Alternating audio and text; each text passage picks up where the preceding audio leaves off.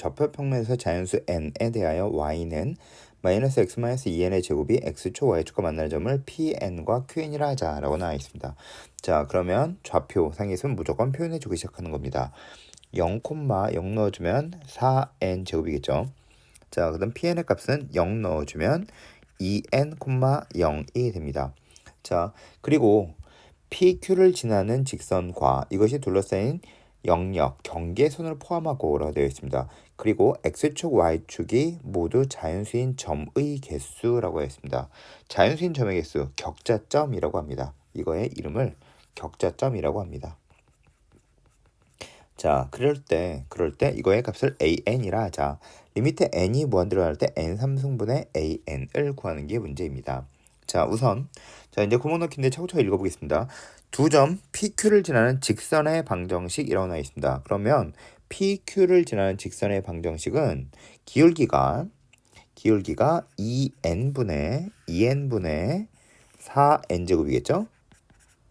그런데 마이너스네요. 자, 따라서 이것은 y는 마이너스 2nx가 되겠죠? 그리고 y절편 4n제곱이 될 겁니다.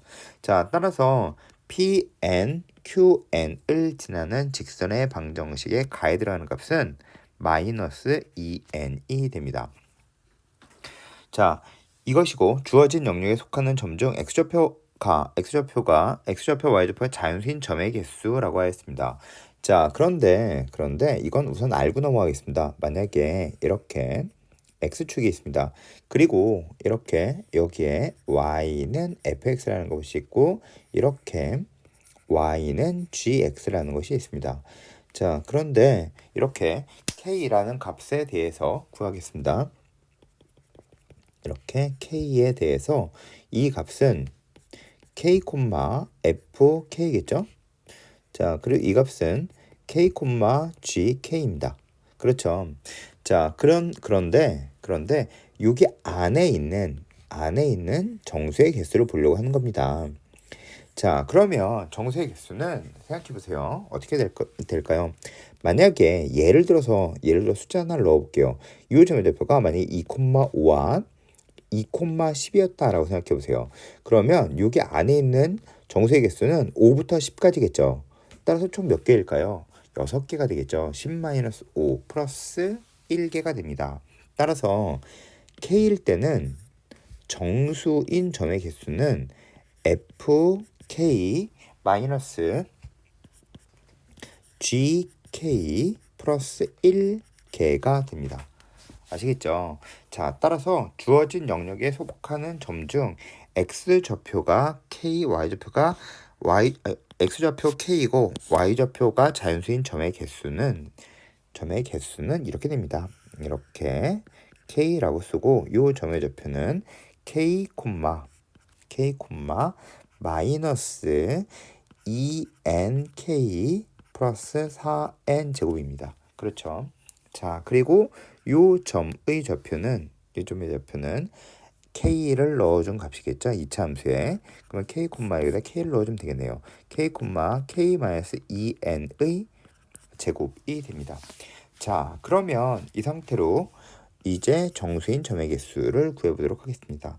자, 그러면 이제 마이너스 2nk 플러스 4n 제곱에 마이너스 k 마이너스 2n의 제곱 플러스 1개가 됩니다. 그쵸? 자, 계산하겠습니다. 마이너스 2nk 플러스 4n 제곱 마이너스 k 제곱 마이너스 4nk 플러스 4n 제곱 플러스 1입니다. 자, 따라서 계산하겠습니다. 이렇게 없어지겠네요. 그렇죠? 자, 따라서 마이너스 k 제곱 썼습니다. 그리고 플러스 1 여기 썼죠? 그리고 두 개 계산해주면 플러스 2nk입니다. 자, 따라서 나에 들어갈 값은 마이너스 k제곱 플러스 1입니다. 자, 그러면 an에 대해서 계산해 보도록 하겠습니다. 그러면 정수인 점의 개수 계산해 주는 거 이거 알고 있으면 좋습니다. 따라서 an은 이제 계산할게요. 시그마 k는 1부터 2n-1까지 나에 들어갈 것은 마이너스 k제곱 플러스 1 플러스 2nk겠죠. 자, 그러면 이거 계산하겠습니다. 자, 마이너스 k제곱은 마이너스 6분의 n의 n 플러스 1, 2n 플러스 1입니다. 6분의 n의 n 플러스 1, n 플러스 1, 2n 플러스 1입니다. 2n 플러스 1이 되겠죠. 그리고 플러스 1은 2n 마이너스 1입니다. 그리고 2nk는 2n 곱하기 k는 2분의 n의 n 플러스 1입니다. 그러면 2n이겠죠.